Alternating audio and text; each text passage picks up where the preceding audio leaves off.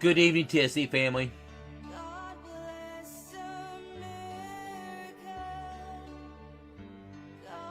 I've watched many speeches in my life, but Erica Kirk is an amazing woman. She is an amazing woman. Wow. Wow, that's all I can say. Wow.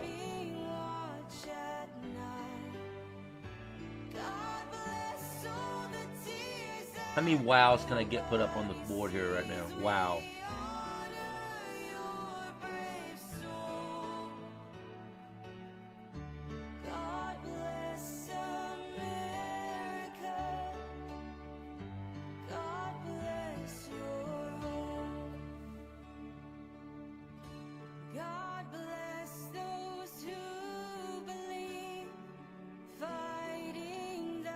Incredibly strong person. Just incredibly strong person. She's right. The death of her husband has unleashed a power that we may not have ever seen, y'all.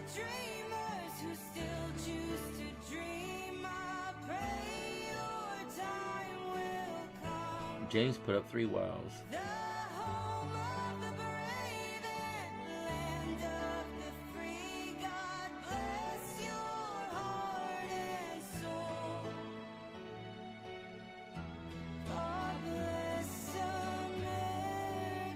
Remain silent? No. This is my weather page. I'm not going to bring politics into it, y'all. Don't worry about that. What happened to Charlie Kirk was not all about politics. Not completely. God bless my home.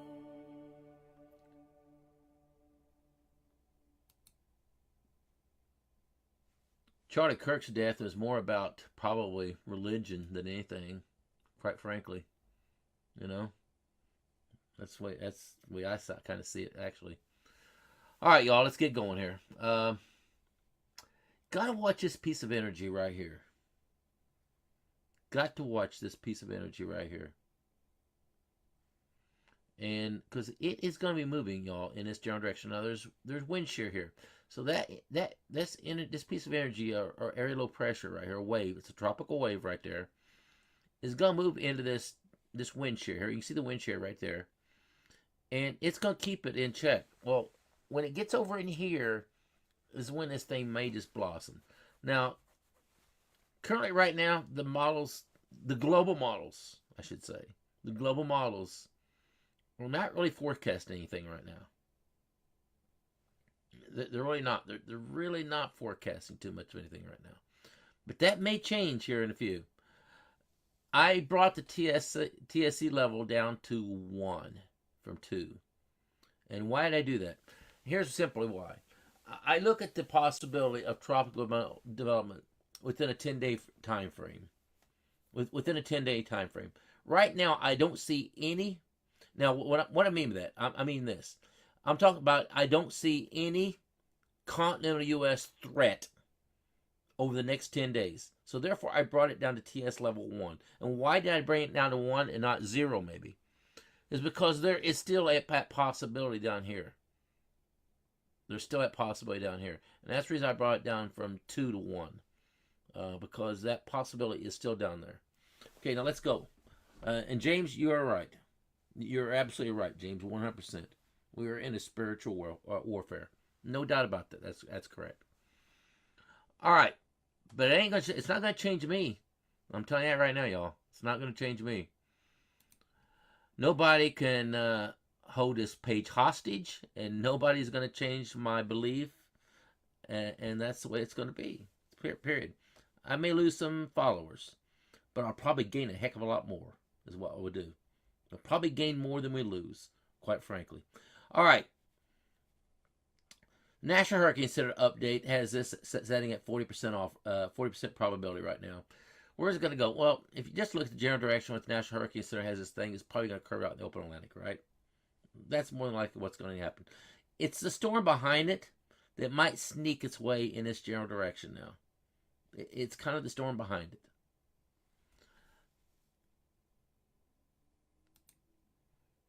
The 5 global models. Notice the European model has this going more on a straight line, doesn't it? While the rest of the models has everything curving. You notice the European model here has this more on a straight line, doesn't it? Okay, so there's the 5 global models 7 days out. Now here is the NCP ensembles for the next 5 days. You notice these are going, and probably all these are going to curve out into the open Atlantic. It looks like they all might. There's one there, there's one there, there's another right back here. So there's 3 in a row that's going to be coming off Africa, one right after the other. And it's really hard to say right here where exactly everything's going to go, right? But you can kind of get the general idea they're walking in this general direction. I say walking because that's kind of what they are doing. They're moving and walking, whatever you want to call it. But they're moving in this general direction, and they may curve out in the open Atlantic as the probable position where they're going to be. It's probably curve out in the open Atlantic. Then you look over here in the Western Caribbean. Now this is what I'm talking about. From that storm system that we're looking, the little wave right here, y'all, it's going to be over here in about 5 days. In about 5 days, it's going to be being over in this general section. If it keeps going through the Western Caribbean. So in about 5 days, it's going to be over in this general area. What's going to happen then in 5 days? Is the wind shear going to be there? Is anything going to prevent that from maybe getting a little stronger? That wave is still going to exist. It's not going to completely just dissipate. Things don't work quite that way. All right, let's watch things now. So there's the NCP ensembles for the first 5 days. Here's 5 to 10 days out. Now look what happens over here in the Caribbean and into the Gulf. So once that wave makes its way over in this area, do we have something to worry about there? Well, it's getting in the orange area, isn't it? And that's getting up there in where? We're in that area right there at 30 to 40 percentile of possible tropical development here in the Caribbean and getting in there into the Gulf. Now that's in that 5 day time frame. Now, everybody's saying, well, Tim, you dropped the level down to 1. Why'd you do that for? Why didn't you leave it at 2? Because it's not showing up on the global models quite yet, y'all. It's just not. We don't have a lot of confidence on those global models. Once the global models kick into place and we start seeing this area showing up like the NCP ensembles has doing right now, then I'll raise that level up, y'all. But I do not want to overreact, okay, on anything. I don't want to hype things either. And so nobody can say, well, Tim dropped it down to 1. He's not hyping. Absolutely, that's right. I'm not hyping. I'm not hyping is what I'm seeing here on the NCP ensembles right now. I'm not going to do that. All right. Here is, now look at this. This here is from weathermodels.com. I subscribe to this because I felt like it's important because it does give us a lot of different graphics and stuff. It gives me all these spaghetti models and stuff like that. You can see the intensity strength of these things too. For instance, if it's in the red, that's 960 to 979 millibars. If it's in the orange, it's 950 to 959 millibars. Do we have orange over there in the Gulf? Y'all, there is. Let me go into the Gulf of America. And let me show you what I'm talking about here. Look at the red. At the red, the spaghetti models here. Now, okay, you understand what we're looking at? These spaghetti models, some of these spaghetti models are down 960 to 970 millibars. Some of these are in the orange. That means it's even a stronger system at 950 to 959 millibars. That's going straight there in the New Orleans area. That's a really strong one there is. Now that's one spaghetti model, for God's sakes. Now don't overhype this now. Okay, I'm not overhyping this. I'm just teaching you how to understand these spaghetti models. This is a little teaching thing tonight. We don't have a lot of ensembles here on the European ensembling at this time. We don't have a lot of ensembling out there that's giving us a lot. Okay, there's not a lot there. If I go to 10 days out, that's what it looks like. That's why, y'all, okay, this is why I dropped that level down to TSE level 1 from 2, because at 10 days out, there's not really a threat to the continental U.S. here yet. Now, beyond 10 days, look what happens there at 10 and a half days. Look at 11 days. Now we're getting in there. So now, tomorrow, I may have to raise that level up again, guys. I might have to. But right now, I dropped it down because at 10 days out, even at 9 days out, we don't see a threat level here in the continental U.S. anywhere. There's not one there. Now, you look over here at Puerto Rico. Look right here. Is there a threat level there? Well, there is. When is that threat level? Now, maybe for Puerto Rico, I probably maybe should have left that up there, right? Because it's right at 10 days there in Puerto Rico there, as you can see. Some of those ensembles has it coming into Puerto Rico there as a fairly strong storm. That would be a hurricane right there coming into Puerto Rico on the European ensembles there. Now, again, y'all, it's not like we have a major cluster of ensembles showing the same thing. That is one ensembling run out of 50. Okay, so understand what we're looking at here. Okay, I'm going to go forward now. So we've seen what it looks like 15 days out. There's possibilities here. And some of these possibilities are really a strong storm. You look right here, look at this here. Coming right through Puerto Rico, hugging right along Dominican Republic. Look at that. Where's that going? Going right straight towards South Florida as a hurricane, that ensembling run areas. So we got some ensembles that's got my attention, but not a high attention right now. Okay, we're not any level where we should be scared of anything right now. There is nothing out there like that. Okay, I'm going to exit this. Okay, here's the European ensembles themselves. Let's see what they did today.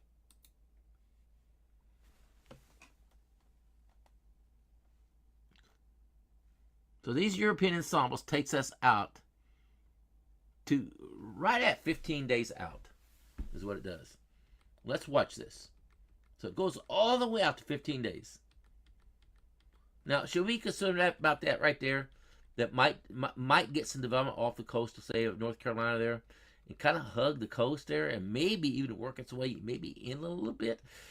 Don't see a major crisis there, but because it doesn't get very low. I mean, that's 1,002 millibars. There's 995. Could be a tropical depression, maybe a tropical storm at 995 millibars. But then it works its way out in the open Atlantic. Looks like. Now look down there. Now look down there in the Caribbean. Now, y'all, we've been missing this on the European model, haven't we? We've been missing that. Those ensembles have been very quiet on the European model. Now look what's happening all of a sudden. We got that system back here. But boy, look at that time. When is that time? Look, let's go back here to the night. There's the 19th right there. What date have I been talking about now? And I hate to say preaching, but what date have I been talking about for a long time of a date we need to watch? It is September the 19th, isn't it? It is September the 19th. There's September the 19th, and you look down here.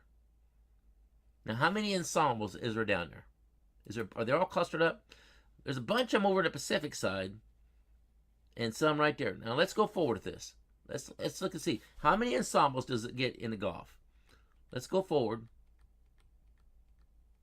Let's just stop it right there. That's September 23rd. How many ensembles do we have in the area there? Well, we got a cluster there, don't we? It's a cluster there, and we're clustering down here. So we have a cluster of ensembles right there. When you get more than 3 or 4, there's 5 or 6 there I see. Looks like there's 5. That's a cluster, y'all. That consists of a cluster. That means ensembles are kind of clustered up there, giving us an idea, and it is an idea. That's all it is, an idea that we may have a problem. Okay, that we may have a problem. Okay, let's go forward. Now, you guys in Louisiana, do not be scared of what you're seeing right here.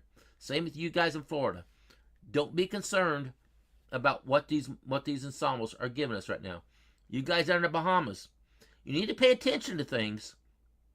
Okay, you need to pay attention to things because it could could have some nasty stuff moving toward the Bahamas, towards South Florida. I mean, look, all of a sudden, like these European ensembles are going nuts on us, y'all. You see the dilemma at hand? All of a sudden, these ensembles are going crazy on the European ensembles. They have been relatively quiet.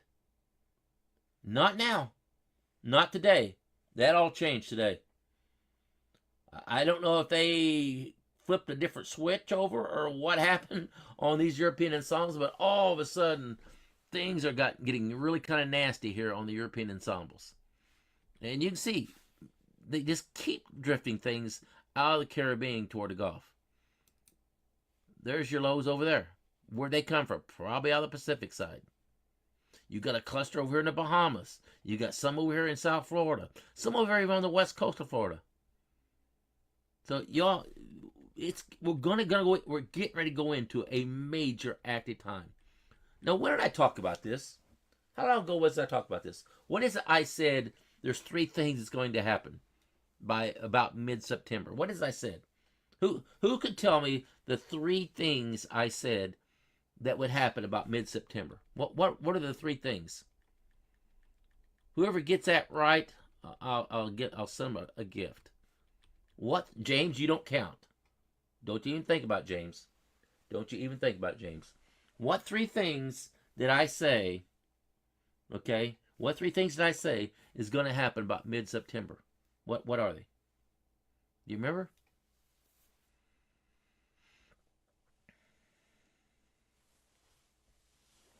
I'll give it a few minutes here.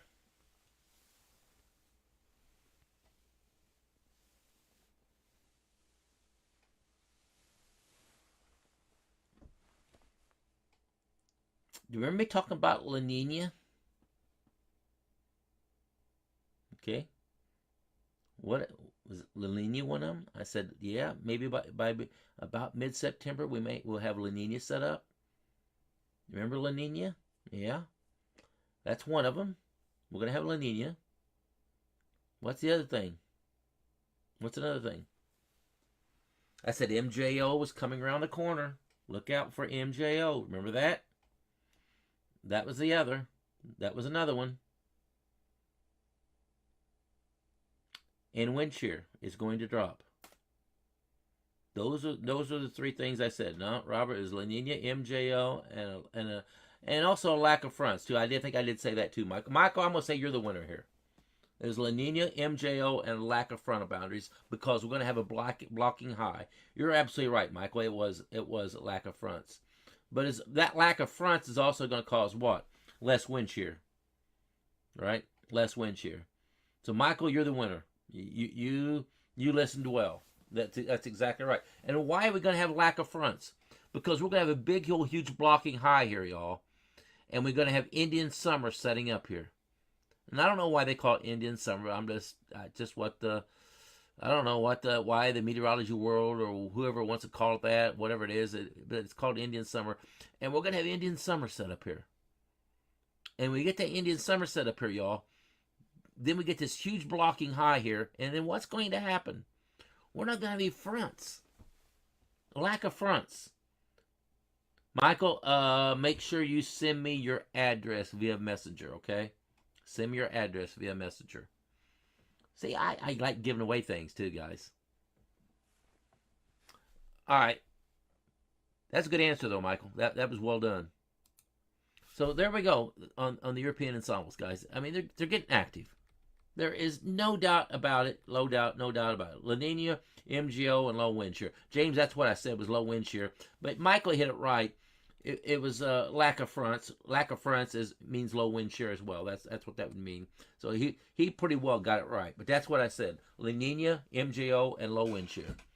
That's exactly right. But he got it close enough. If you have low wind shear, it's caused by what? Lack of frontal boundaries. That's exactly right. So again, Michael, make sure you send me your address so I can send you a really nice prize. Okay. All right. Next up is going to be the European AIFS ensembles. Well, I'll tell you what, y'all. Honestly, the European ensembles went crazy today. They have not been showing anything like that. Now, I'm telling you, when we get out there to mid September, 21st, 22nd, 19th, look out, y'all. Oh, here, James. Here's what. Let me show you what James is talking about here. I had trouble here the day pulling that thing up.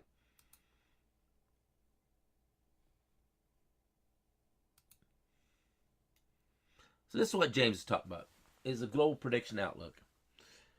If you look here on from September through the 23rd, look over here. Look what we got. We got red, don't we? Red stripes, green. What does all that red striping mean? That means it's got a 20% chance of tropical development there. Then you come down here to the 24th to the 30th. Look at all the red striping back in here, y'all. Now these are long range forecasting. And these guys are really good. Why do you think that they put that out there for? Why do you think they think fairly positively now that they think, why do you think they put that up there like that for? Guys, it's because of MGO coming around the corner. That's why.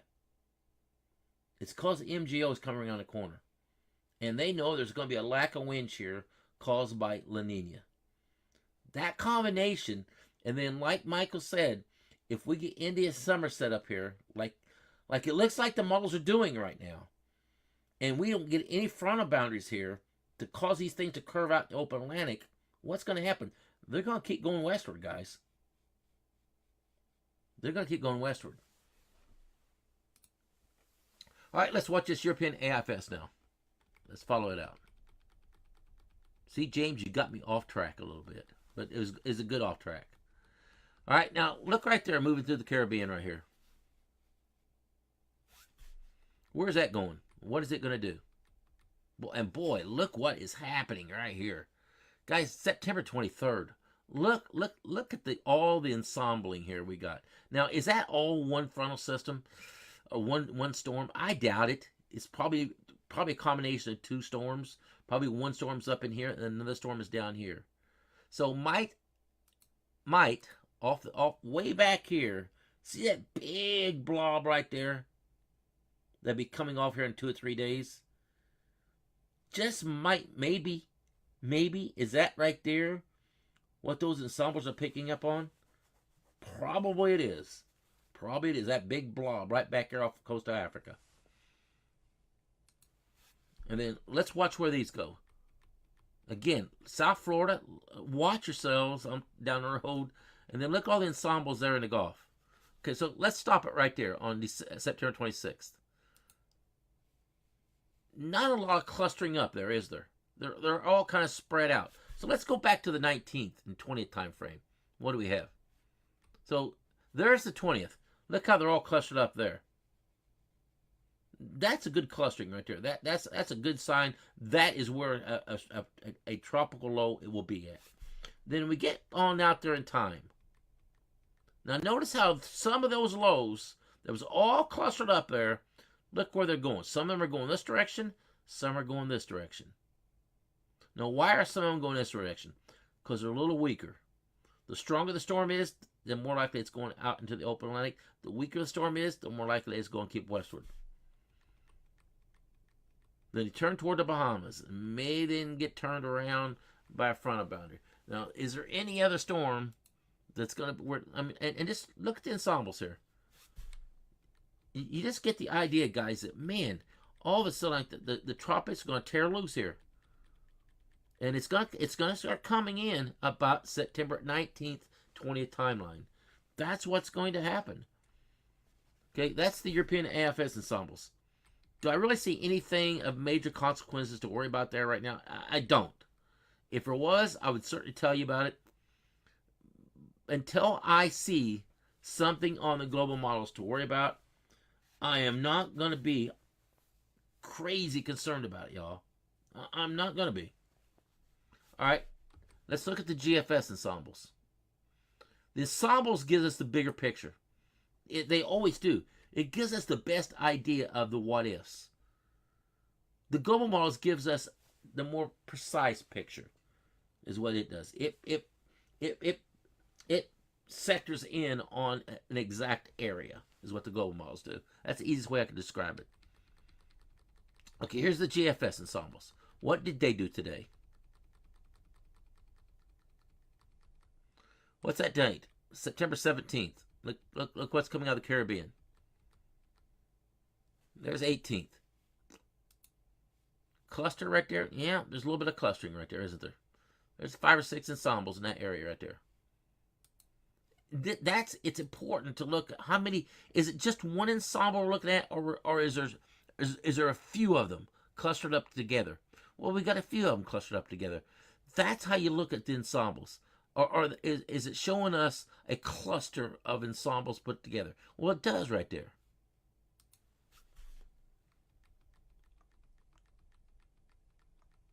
Now we're at September 20th. And we still got something coming out of the Caribbean here. Look at that. Now, how many ensembles do we have there, say, in the Gulf right there at that point on September 22nd? Look all of them there. You see how they're all kind of clustered up there together? There's even some more down there in the Caribbean. See how there's 1, 2, 3, 4, 5, 6, 7, 8. There's 8 ensembles right there in that area. In that area right there. 8.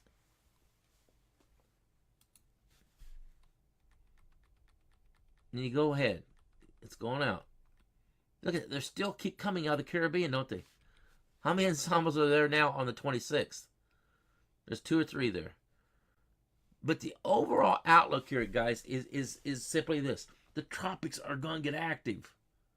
That's what's going to be coming on these ensembles. They tell us that. The trains are getting rolling. Shania, that's probably the fact statement right there. The trains are getting rolling. Okay, here's the Canadian ensembles. I'll tell you, I told you all we're eerily quiet. Here we are, mid-September. The peak of the hurricane season is basically right now. We're in the middle, right at the peak right now, and we don't have anything really to talk about. That's eerily quiet for this time of year, guys. That doesn't happen very often. Right now we're in September the 19th. Now we got some action there in the Caribbean on the Canadian ensembles. Again, look at the clustering there. 1, 2, 3, 4, 5, 6, 7, 8. There's 8 ensembles in that area right there. 8. 8 ensembles. So what would that be? That'd be about a 16% probability. 16% probability on September the 23rd. 16% probability of a tropical system in that area right there. 16%. That may not seem very high, but to be that far out in time, guys, and have that much of a cluster, that's a fairly high probability that far out. That's a pretty high probability.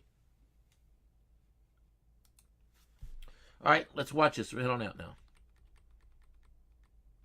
Again, look off the tip of Florida there, in the Keys. Still got another ensemble. How many's there? Look all the ensembles there on September 28th. So we went all the way from 19th through the 28th, basically, with a whole bunch of ensembles keep coming out of the Caribbean, filtering there in the Gulf, or coming through the Bahamas, going toward Florida. Y'all, I'm telling you, that time frame here, somewhere after September 17th, into that 18th, 19th time frame, we're going to have some activity coming. I don't think at this point in time there's much of any doubt about that. National Hurricane Center, in a 2 or 3 days, they are going to have to start talking about what's coming out of the Caribbean here. They are going to have to start talking about what's going to be coming out of the Caribbean. As long as these ensembles keep showing us. Now, what are they waiting for? They're probably waiting on the global models for confirmation. And that's what I'm doing too. I'm waiting for the global models to give me confirmation of this. All right, here's the global models. Let's look at them.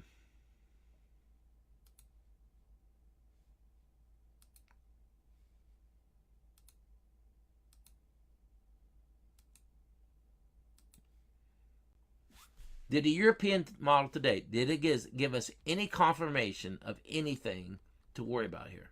Did it air something here to give us something to worry about? All right, now we're getting that. We're at September 18th. Do I see anything there coming out of the Caribbean or anywhere there to give us anything to worry about? I don't see much there, right? You don't really see too much. You see an area low pressure there moving through the Bahamas.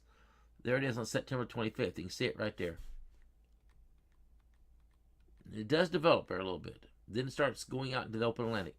So there's nothing here at all on the European model other than watched on the Bahamas as a possibility. But outside of the Bahamas, there was nothing else to worry about there on that European model right there. Nothing. Here's the European AIFS model.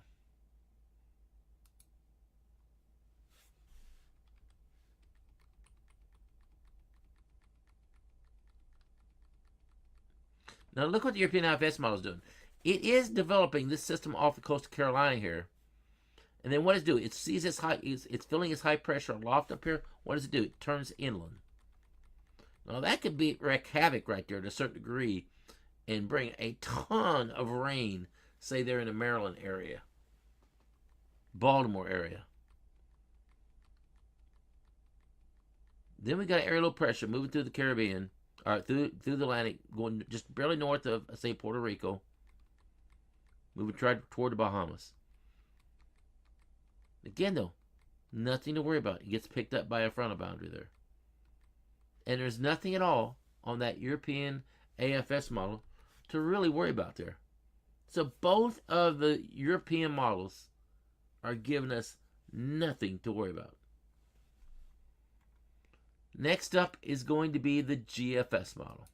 What did it do today?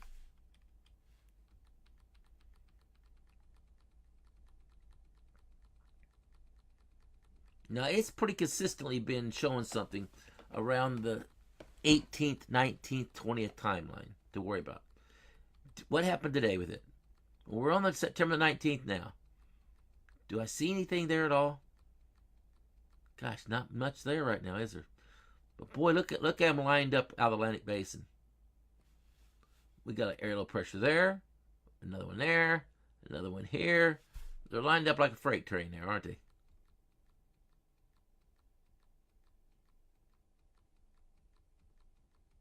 So look what the GFS model just did.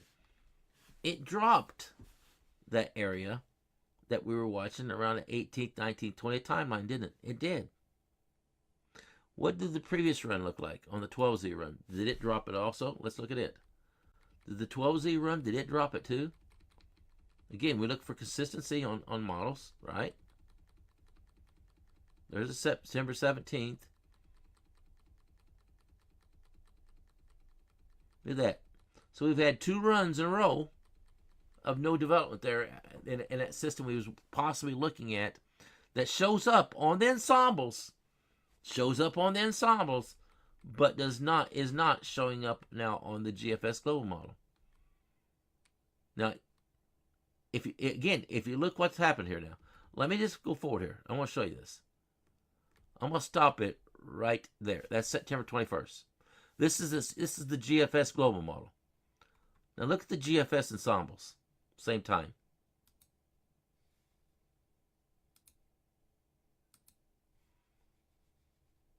Now, how many ensemble runs are there? Look at the 5 or 6 ensembles in that area. See why we have to look at the ensembles and not the global models, especially when you go further out there in time. We gotta look at those ensembles. The ensembles paint us the better picture. Now, again, I'm not trying to hype the ensembles. Okay, not doing that. But you see the difference between the ensembles and what the GFS global model is giving us. It's basically giving us nothing there. And it doesn't really show any threat level until we get there to about the 18th, 19th, 20th timeline. And that's looking at Puerto Rico right there that we've got to really watch, and the Caribbean, Northern Caribbean island chain here. But right now, if you look at the GFS model, where do they all go? They're all turning out in the open Atlantic, except for that one right there that does work its way into the Caribbean and then hooks around and smacks Puerto Rico on the south side. Then at the very end, you see a little hint over in the Bay of Campeche. So the GFS model has dropped, the global model has dropped that possibility right now on the global model. But sure shows up on the ensembles, doesn't it? Okay, how about the Canadian model? Did it drop it too?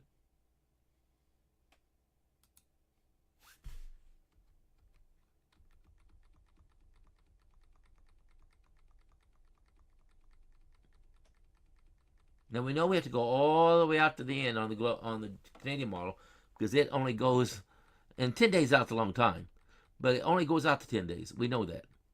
Well, you can see right there, there's an area low pressure setting right there off the coast of Florida right there. It's picking it up. It's picking up an area. So you see it right there developing. And then right there at the end on September 22nd, you see another area low pressure down here. So now the Canadian model is the only one, is really the only model that's kind of hinting what the ensembles are showing. It's the only model, is the Canadian model. It's the only one showing what the ensembles are showing. And that's all that activity coming out of the Caribbean. So what do you think is going to happen tonight when these models update? What do you think is going to happen to, say, the GFS model, the European model, the European AFS model, and the Canadian model? What do you think is going to happen to all four of those models? Do you think that it will bring something back around that 18th, 19th time frame after just seeing the ensembles? There's a good chance of it, y'all. There's a good chance, after seeing those ensembles, there's a good chance that these models tonight, when they update, they will update giving us something coming out of the Caribbean again. Because we've seen too much ensembling runs on even the European models. We showed too many ensembles showing such. And I would not be surprised that the European model tonight, when it updates, I would not be surprised that it starts showing something coming out of the Caribbean. It's probably coming soon. After looking at those ensembles, it's probably coming soon. And y'all, that's really all I got. And I was talking about that, what we call Indian summer a while ago, and I don't know why it's called Indian summer. I have no idea. To me, it sounds, I don't know. This kind of sounds bad, but that's what it's called for years, and I don't know why it's called that. I have no idea, and I don't mean to be any kind of racist person of any factor at all, because that's not me at all. Anybody knows me knows I'm not that. But you look right here. Look what happens here on the 18th. Look at the warming trend here on the 18th. Now there is a little bit of cold front up here, but that's going up and above. But look at the blocking high here.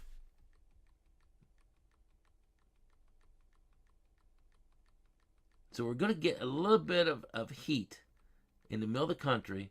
Now, again, this is the end of the run. That's September 27th. So we do have below average temperatures up here in the north, way up here in the north, and above average temperatures down here in the southeast. Over here in Texas, above average temperatures. So when you see above average temperatures, that means you kind of have a blocking high right here. And where is the pressure at? What's the pressure look like? High pressure. You got big, huge high pressure aloft here, and there's an opening right there. For instance, on the European global model, there's a weakness right there. This thing could go through, zippity-doo-dah, right through there. But once this gets through here, what do you think is going to happen? This is going to close up. Now, this will probably go in this same area right here, where this area low pressure area is coming from. That's probably going to happen. Probably going to zippity-doo-dah right through there. More than likely, I don't see any way possible this doesn't go right through there. The only way it would not be possible is what? If it feels this high pressure much stronger than it would be the area this weakness here. That's the only way it would be stopped. Otherwise, it's going to go right in there. Yeah, James, I've been looking at that. What he's talking about here, and I'll put it up here.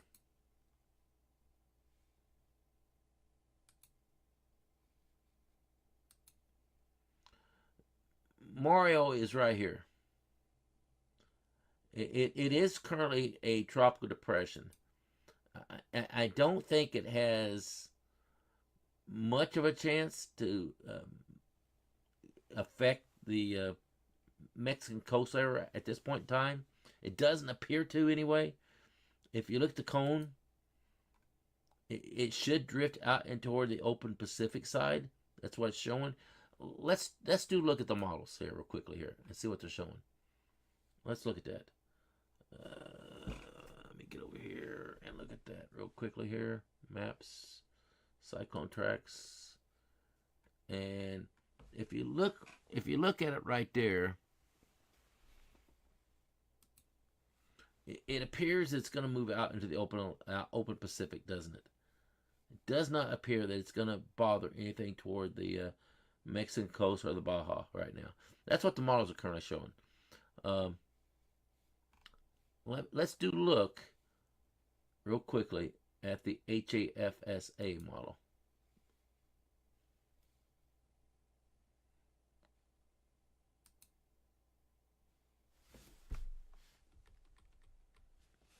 Let's see. Let's do wind here.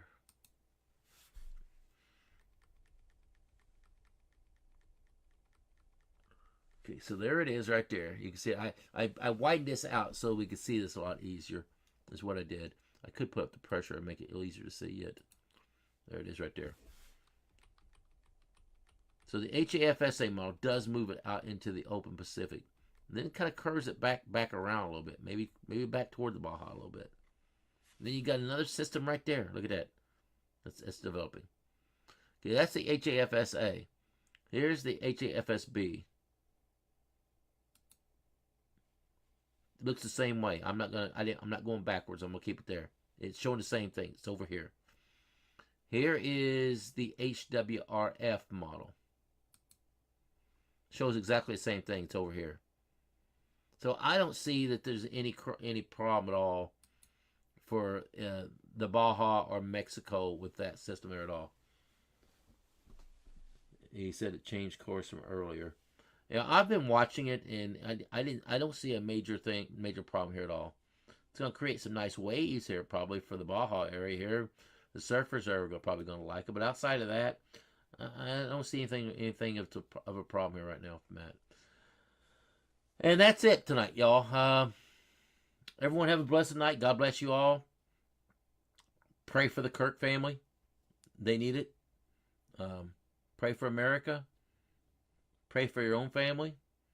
And you know, God, I always say, you know, people look at it in a frown way when I say this sometimes. But God always wants us to make as much money as we possibly can. And why would God want us to? Everybody thinks that money is evil. No, it's not. It's the way you use it that's evil. God wants you to make as much money as you can for what? To give back to Him. To give back to Him, because then that money's gonna be going for the good. Okay, so y'all have a, you know, as Miss Kirk said, get to church. That's our salvation. That will help. That will help heal a lot. Whether you're a Democrat, Republican, Independent, atheist, I don't care what you are. Man, have some faith, y'all. Have some faith. Have some faith. That's all I can say is have faith. All right, y'all. Have a great night. God bless you all. And I will see you guys early tomorrow morning at 9 a.m. Eastern Standard Time. I'll try to be very precise tomorrow morning because I got to get to work early myself. 9 a.m. Eastern Standard Time tomorrow morning. And we'll look at these models, okay? Have a good night, everyone.